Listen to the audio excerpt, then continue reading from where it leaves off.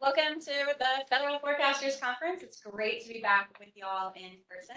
And for those of you joining us remotely, we're now doing it all the ways. Fantastic. So welcome. I am Tara Sinclair. I'm a professor in the economics department here at George Washington University, also an affiliate of the Institute for International Economic Policy, who have provided this wonderful venue for us to meet together today, and the technical support for us to also have people joining us virtually. I am also the director of GW's research program on forecasting, which is one of the partner organizations of the Federal Forecasters Consortium, which is the organizer of this event.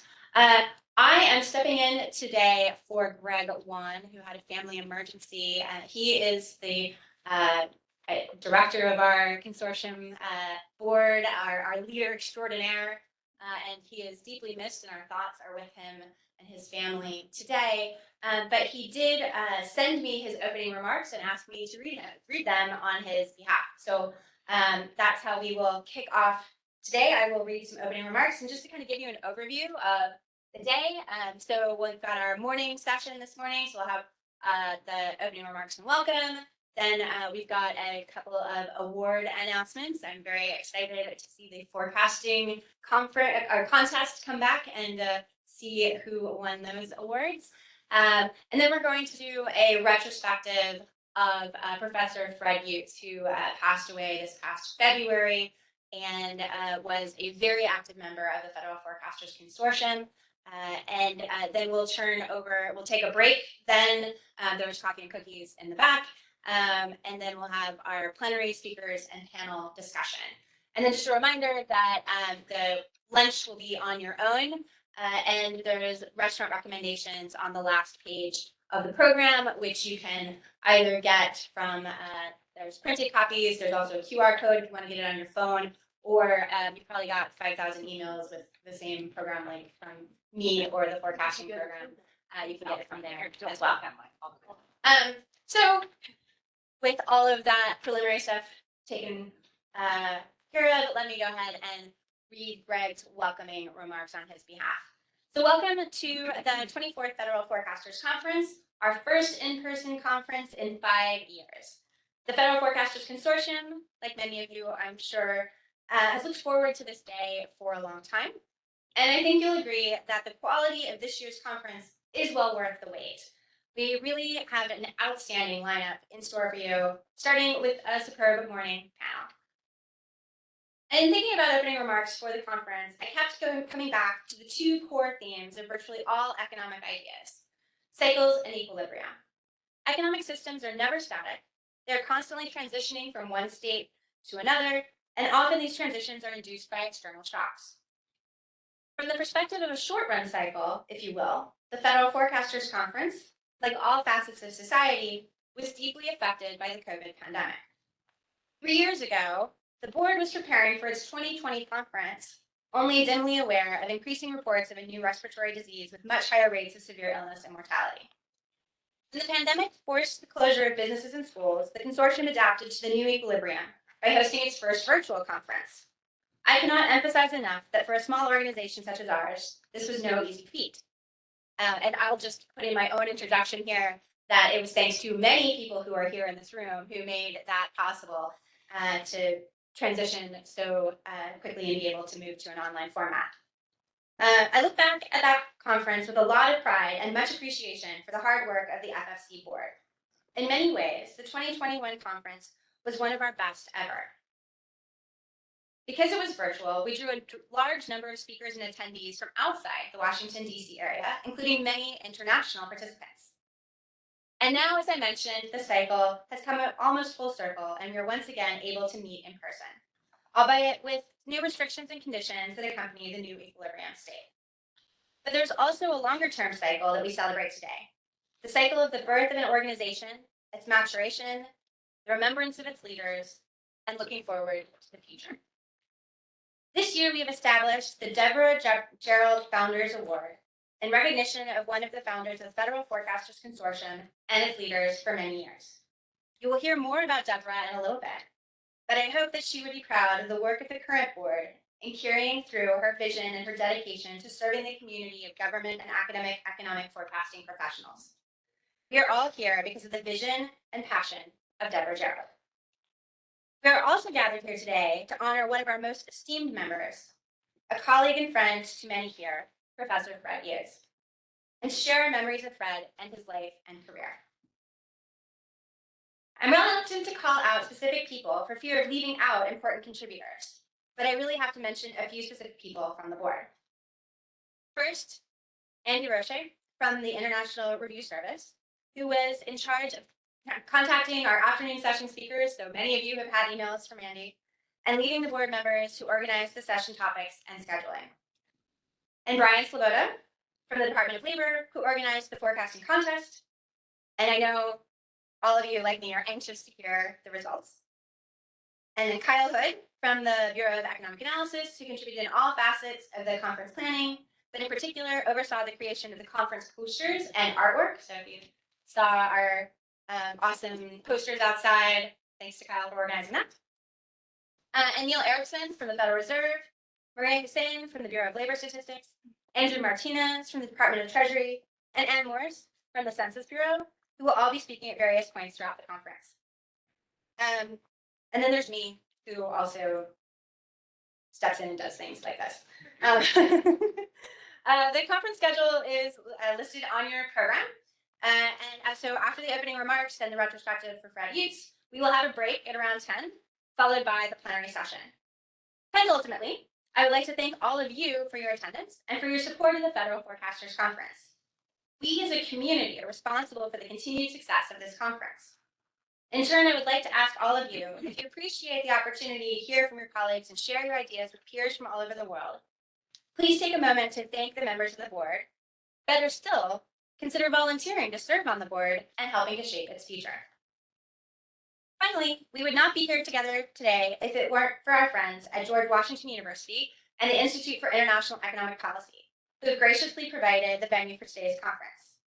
It's my great pleasure to introduce Steve Saranovic, the director of the Institute for International Economic Policy, who has a few opening remarks for the group. Over to you, Steve. Thank you, Karen.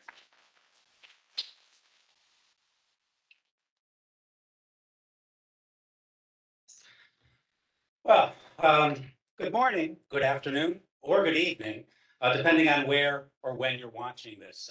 Everything is being recorded and it will go up on our website at some point. Welcome to the Elliott School of International Affairs at the George Washington University here in Washington, D.C., and to the 24th Federal Forecasters Conference. My name is Steve Saranovic.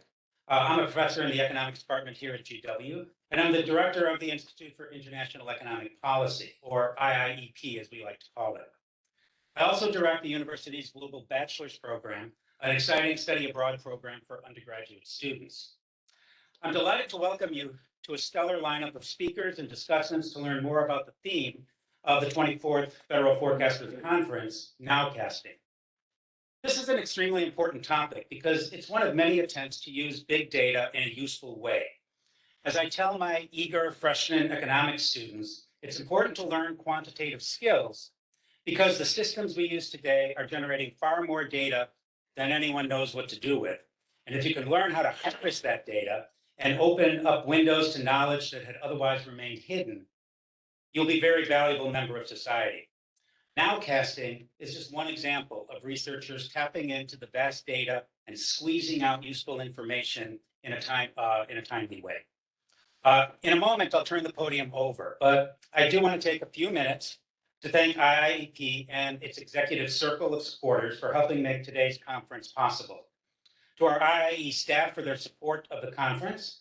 There's a lot of people in the background helping to make this event work, including Kyle Renner, our institute manager, who directs all of the background activity. And especially to thank Tara Sinclair, who in her role as IIEP faculty affiliate and director of the H.O. Steckler Research Program on forecasting, has helped organize today's conference on behalf of GW. Thanks, Tara. For those of you who don't know us, IIEP is located here at the Elliott School of International Affairs, and we are a cross-school interdisciplinary research center. Our objective is to serve as a catalyst for high-quality research on policy issues surrounding economic globalization, which we interpret rather broadly. So it includes international trade, international finance, development economics, poverty studies, climate change, and economic policy more broadly. We've also had quite a focus on both China's economy and India's economy, running major conferences on these issues over the past years.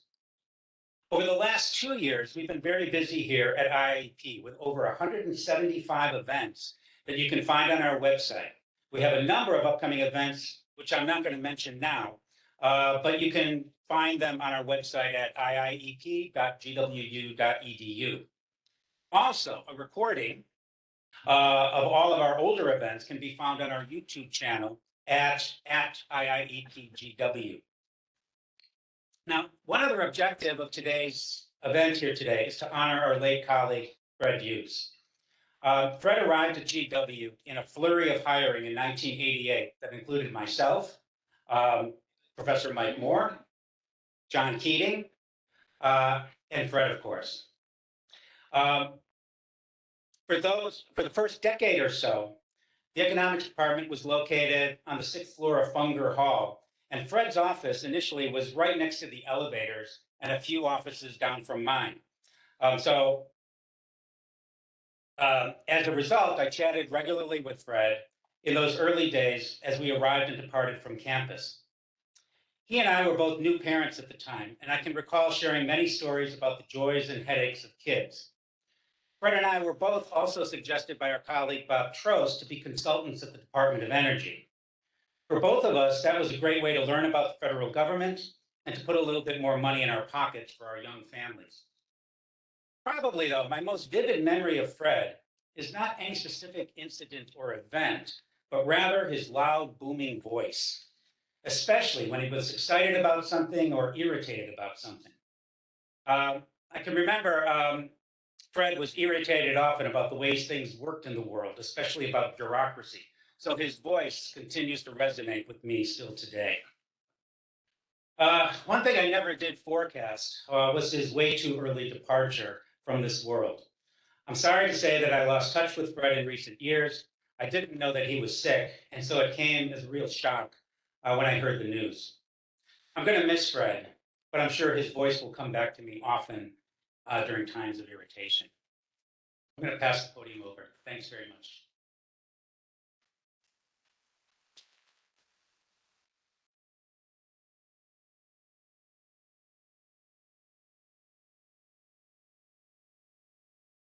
Well, good morning, everyone. Thank you again for participating in the contest this year. We had a very good turnout, and so there was a wide variety of answers too, so it kind of made it easy to evaluate. So that helped a lot. But we had some good turnout, and then we'll have one next year too as well if we have the FFC again, and we'll have the contest again. So. And the winner this year is going to be William Larson. He is at FHHF. I'm having a bad one. FHFA. Okay. And then let's all give it one. And the first runner-up, it was very close between the first runner-up and the second runner-up. And the first runner-up is Kathy McDonald Johnson. Is she here anywhere? Any? No? She's from the Census Bureau. That was an easy place to announce. So, and then the final winner is going to be the second runner-up. It's going to be Constantine Berge. He is currently at the University College in Dublin. So congratulations. And then for all the winners, can you send me your mailing address? We're going to mail the certificates to you in November. So, and Constantine, you're in Ireland, so might cost a little more, but we'll figure it out. So thank you very much, and we hope to see you in a future contest.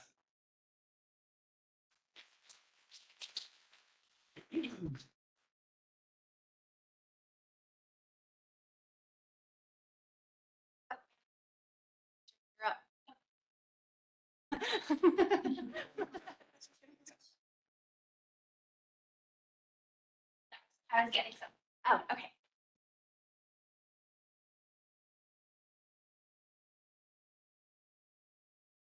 I'm here to present an award named after one of our founders, Deborah. She brought people together from a variety of organizations to make the Federal Forecasting Consortium an intellectually rich place. She was a tireless organizer. She chaired the conference, edited proceedings, organized speakers, and presented. And she used to sign each certificate of attendance after each conference. She was very passionate about this organization. And so those of you who know Tara and or Deborah, I think you can see the similarities. Tara jumps in whenever needed and also is tireless and an energetic organizer who holds the organization really together. Tara, like Deborah, brings people together to share a rich and broad view of forecasting.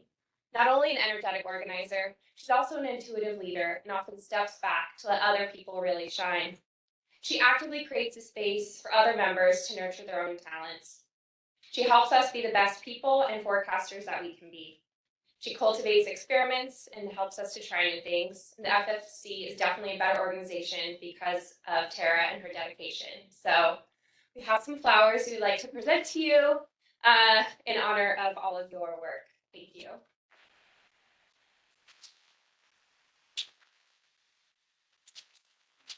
On the video. Great. Thank you so much. I think I'm actually next up anyway, so I'll take a moment.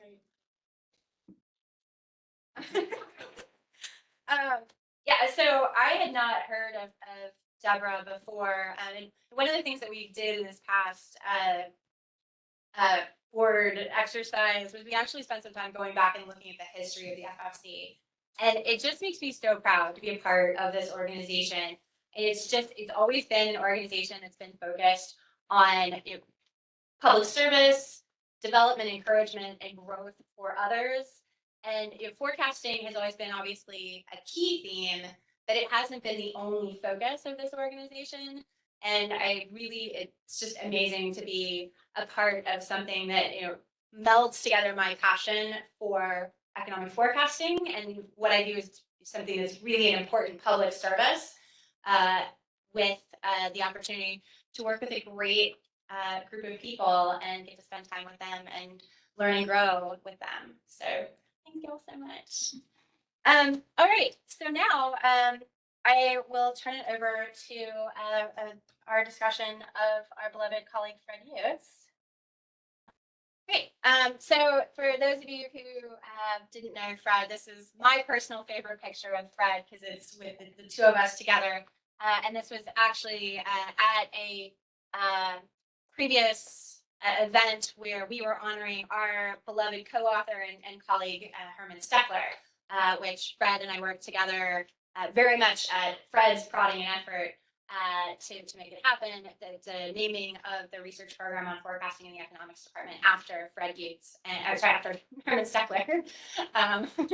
But it was a lot of work on Fred's part to make that happen and to get the endowment so that we can continue to support particularly undergraduate students' involvement in economic forecasting, which is, I think, a fantastic pipeline. And for those of you who are looking for people who had forecasting training as undergraduates to come into your organizations, we have a pipeline for that, which is great, and that's due to Herman Steckler's inspiration and Fred Joutz's work to make that happen.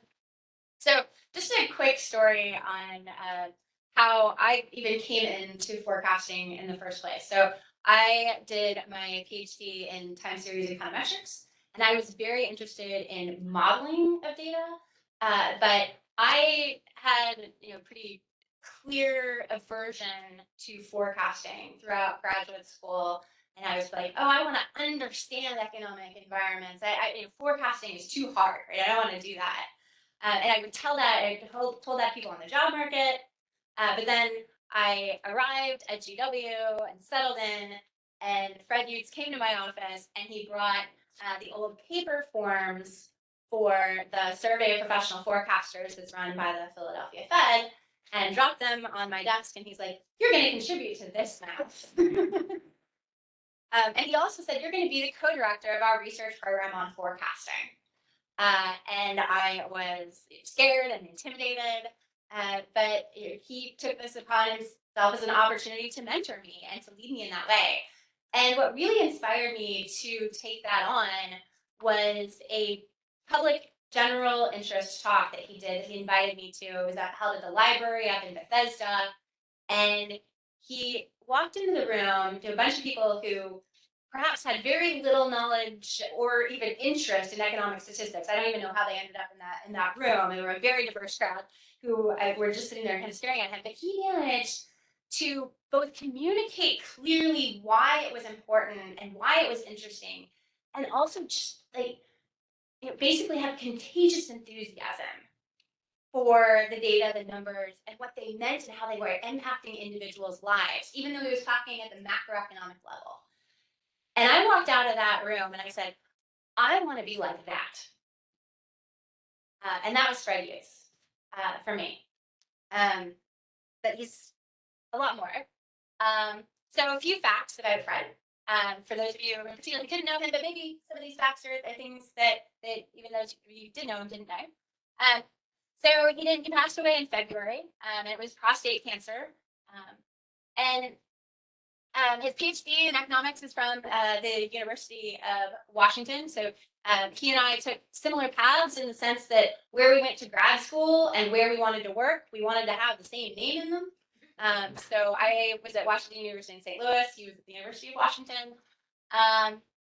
But joined the George Washington University in 1988. So I've got a couple of his incoming cohort together here. But he did a lot of other things on the side, and I found that really inspirational too. So one of the things he did is he spent 2013 through 2015 at CAPSTART, the King Abdullah Petroleum Studies and Research Center in Riyadh, Saudi Arabia, and he actually brought Fakhri there to work with him. Fakhri, who's here with us today, had been,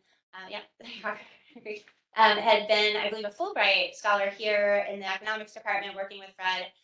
And then they went over there. And Fred would always do things like that. He would always be in some exotic locale doing important advisory work, working with models of energy, macroeconomics, forecasting. And he was the founding director of the research program on forecasting at GW. So he created the program, and then the minute I joined as a wee assistant professor, he said, "Let's have her be the co-director." Like, I still think that's amazing that he was willing to share that with me. And he was, as I noted before, instrumental in the initiative to name the program after Herman Steckler. And he's been involved with the Federal Forecasters Consortium since at least 1991. And he served on the governing board since 2003. And we have more to say about that. Jeff will share about that in a minute. But I can't stop with the facts about Fred. So more Fred facts. So his research papers covered a wide range from modeling and forecasting electricity, other forms of energy demand. I think thinking about modeling electricity makes so much sense for him, because he would get electric about talking about electricity. He would get so excited about electricity demand. Sometimes when he would talk, you'd feel like the sparks were going between his fingers.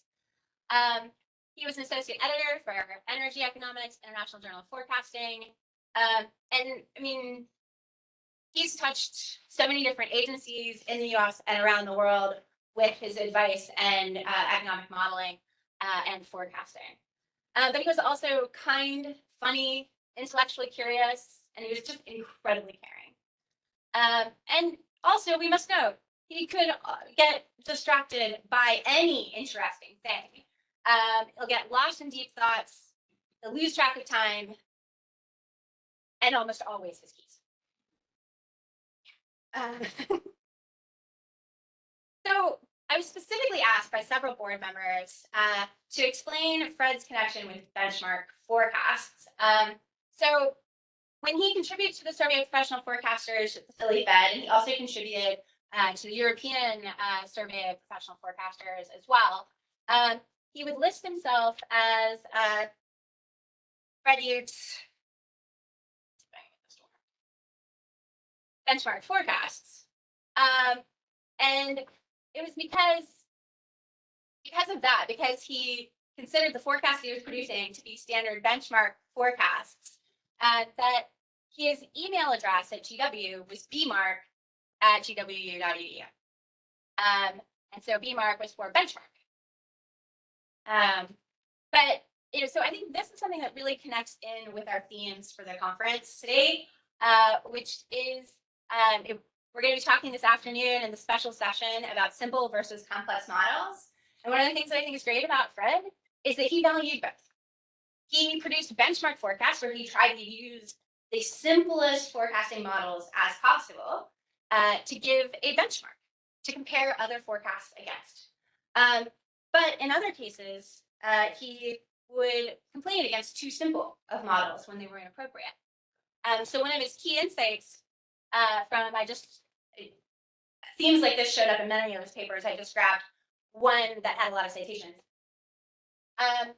He really railed on papers where previous research had used simple correlations. And he said, if you're using simple correlations to deterministic trends, you might be missing a lot of what's really going on, and your forecast might perform very poorly because of that. And in particular, he would point out that when data have unit roots, that analysis is going to be faulty, you're going to get spurious results. And so he was a big advocate of using co-integrating relationships in a lot of frameworks, and that would provide better modeling and forecasting results. And so, I think in terms of simple versus complex, Fred would say, why not both? But I'll also note that Fred's research tied in with our morning theme on nowcasting as well. And in part, I had the opportunity to work on some of this research with him. So I always have to talk about how we did a lot of evaluating of forecasts. And I think one of the key lessons of evaluating of forecasts is that economists put decimal points in their forecasts to show that we have a sense of humor.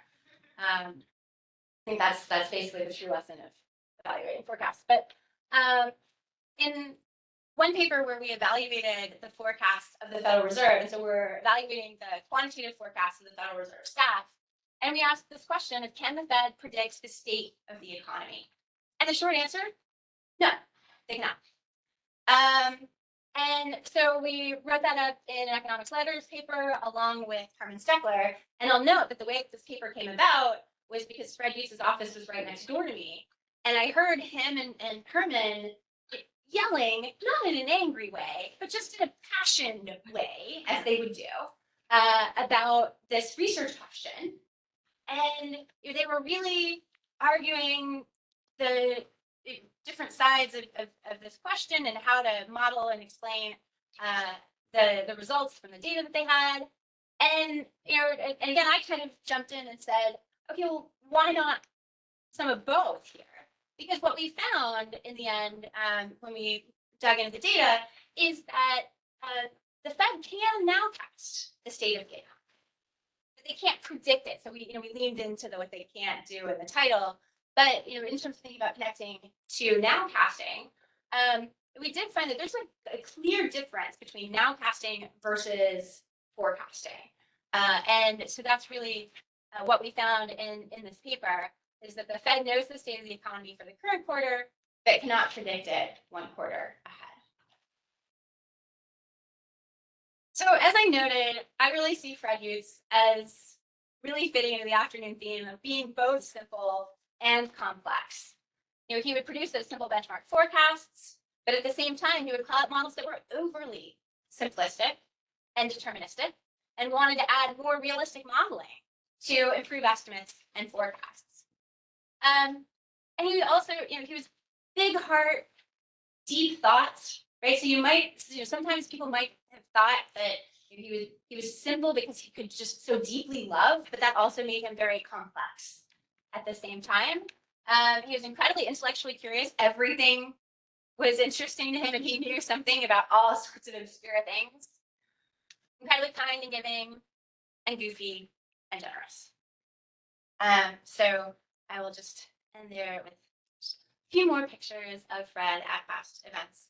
And I will turn it over to Jeff, who I think has some more remarks, some on behalf of Greg and some of his own. All right, over to you, Jeff.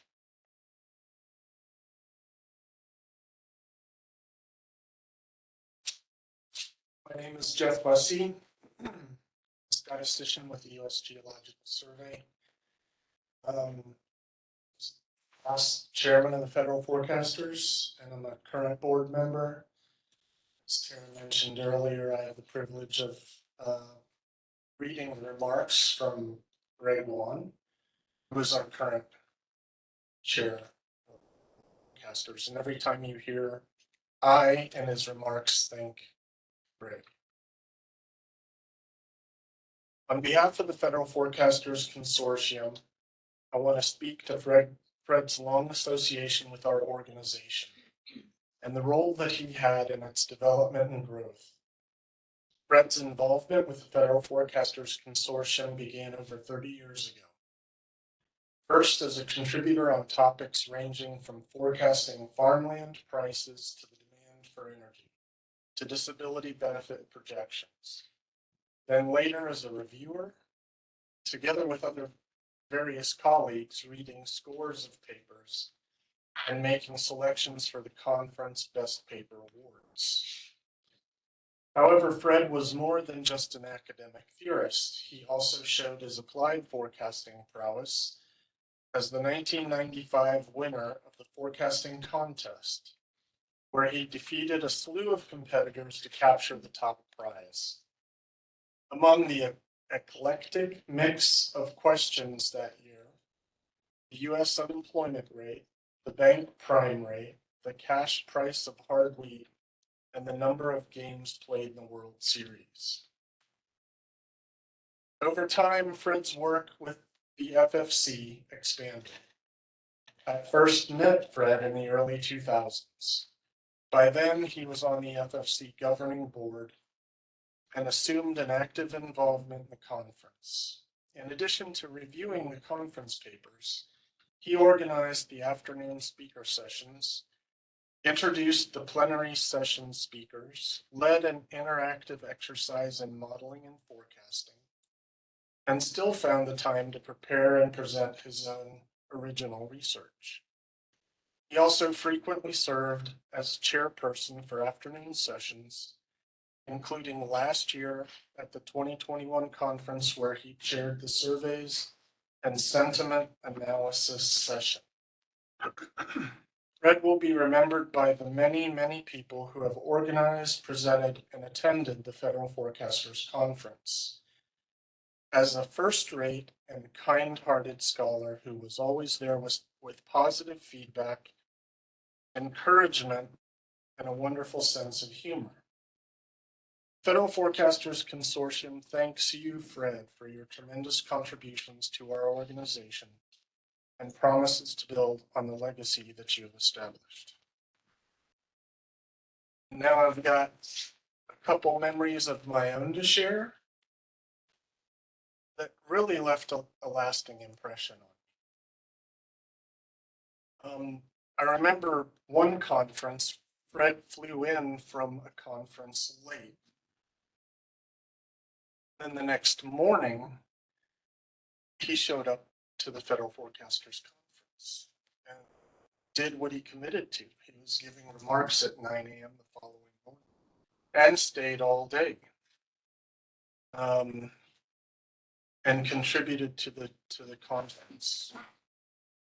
When asked, Fred would always cheerfully tell his latest research interest or paper and explain it to you, and never talked down to anyone. And he was, as Tara noted, he was very enthusiastic about whatever his latest research interest or paper was. And he always received feedback thoughtfully and with humility. And then finally, the last thing that I'll always remember Fred for is he's probably one of the most humble people I've ever met. So, thank you.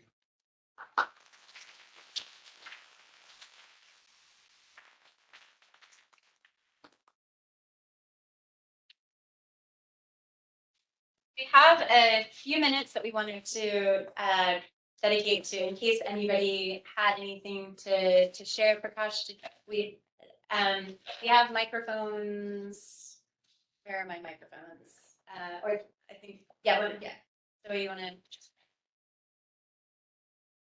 pass that over to Prakash?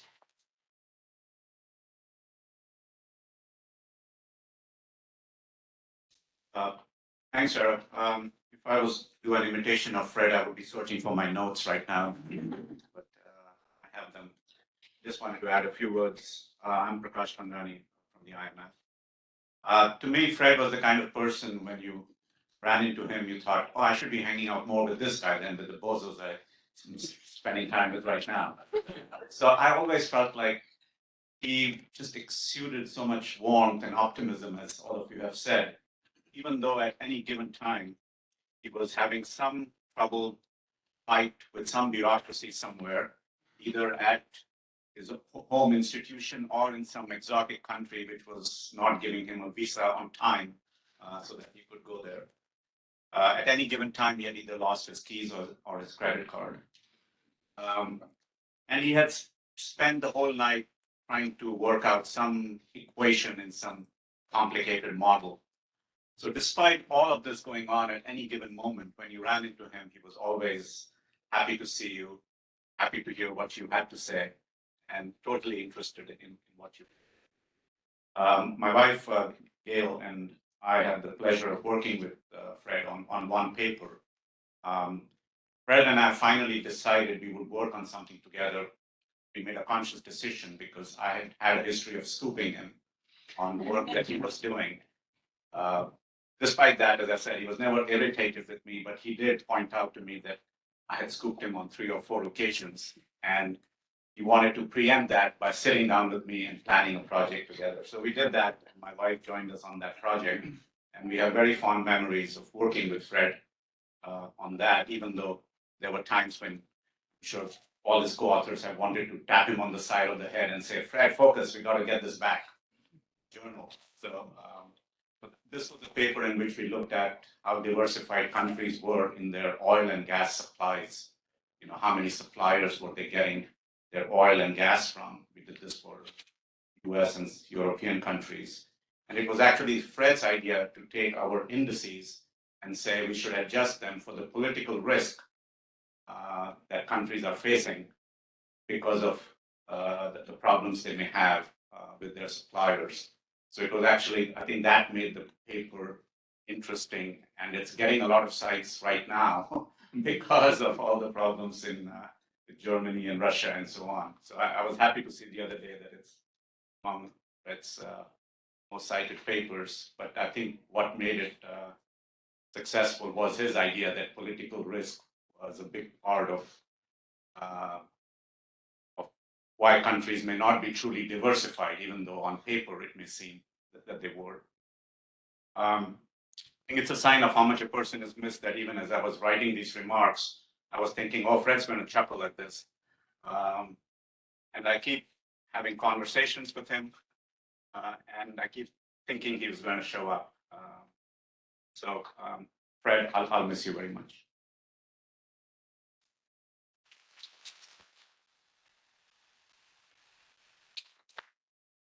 I just wanted to check, did anyone else want to share anything? Oh, yeah, Olga, great. Good morning, everyone. My name is Olga Bespalova. I'm now economist at the International Monetary Fund, and I graduated from the GW Economics PhD program. And Fred Joutz was serving on my committee, and he was one of the main reasons why I chose this PhD program at the first place. I was interested in quantitative studies in economics and modeling, and when I learned that GW has such a great program on forecasting, that was one of the main reasons for me to come here. And unfortunately for me, then next, when good for Fred, he went to Saudi Arabia for 2 years in 2013. That was the time when I actively started my research. So he joined my research a little later, and I started being mentored by another late and distant colleague, Herman Steckler, and later Red Hughes and Tara Sinclair and Mike Bradley, they joined my committee. I'm very grateful and I can resonate with many things already said about Fred. I think he was cheerful and he was so approachable and he always had time for you. Like, that's just amazing how you could, like, his door was always open. It was close to the computer lab for graduate students, to the entrance, so we always passed by his office, and he always had time to talk to you about your research, explain his research, give you any extra time. And I'm so grateful. I still cannot believe that he's not with us.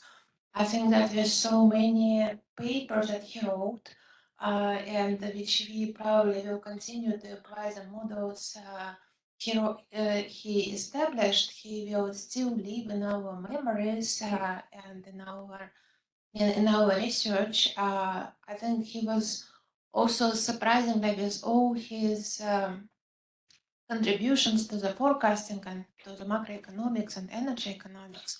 He was such a humble person. Like, his lunch was sometimes like just some noodles, right? And I was like so surprised, like you are not ordering any anything fancy. Just I think he was so passionate about research, he didn't even want to take so much time for lunch, so he prepared something very, very quick that he could get back to his computer and to modeling and grading even papers, talking to undergrads. He was teaching our first macroeconomics class, and I think that was one of also big reasons to me to sway into macroeconomic field compared to other great fields that HW offers. Many thanks to Fred Joutz, and we will remember him. Thank you.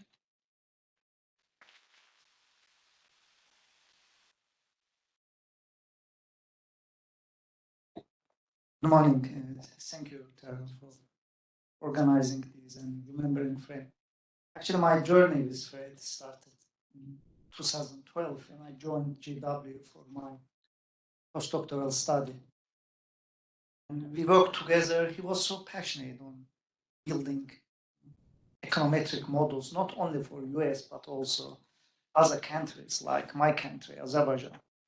He built it, we successfully, I believe, applied it. Even he was so passionate, he went to Azerbaijan and interested how governmental entities and agencies are using this model that jointly with me. And then we started to work together in CAPSAC, which is King Abdullah Petroleum Studies and Research Center.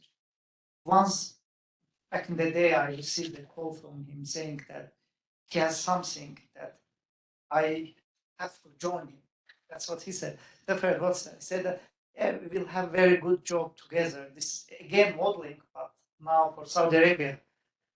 I said, okay, let me talk to my wife. I don't know if I can come or join you because it's completely different country, society, etc. So I got permission from my wife, joined Fred, and I decided that I had to stay there. We worked together from 2014 till 2019, before COVID started. Of course, he wasn't prominent after 2015 because his sabbatical leave ended. But he used to come as a visiting fellow and joining us. And one of the great things about Fred is that the legacy that he had established, it's not for only US, but also all these other countries, including many, many different countries, even you cannot imagine, like Saudi Arabia, like Azerbaijan, like Uzbekistan, or etc. In reality, he was just family member. He was alone and used to join us frequently.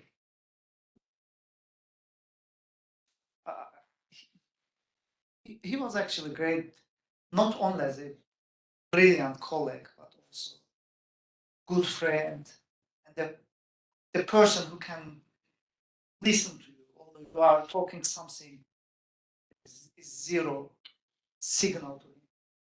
Yeah, we'll always remember him. And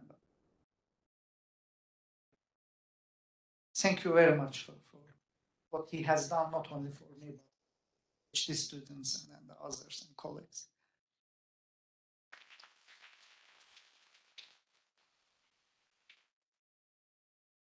I wasn't going to speak, but I'll say a couple things about Fred. He and I were co-authors very early in our careers. I met Fred in 1987 when we were both visitors at Oberlin College.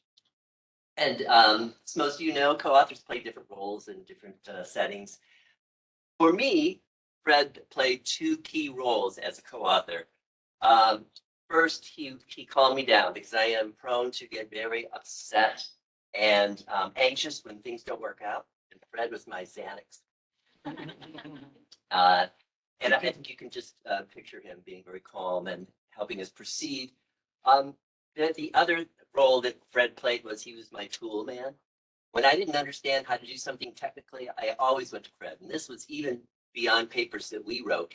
I should have acknowledged him in probably every paper that I wrote because I consulted him frequently. And it surprised me years after we first met that Fred also had a tool man. And that was Neil Erickson. But still, that was way too complicated for me. Fred sufficed. I never graduated up to Neil's level. So that's all I wanted to say, and I truly miss Fred too.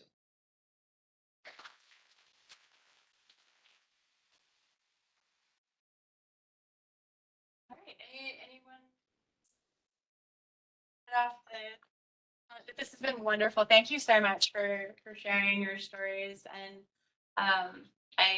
I look forward to the rest of the conference today. That I just feel like Fred's with us and would be keen to hear everything that all the speakers have to say.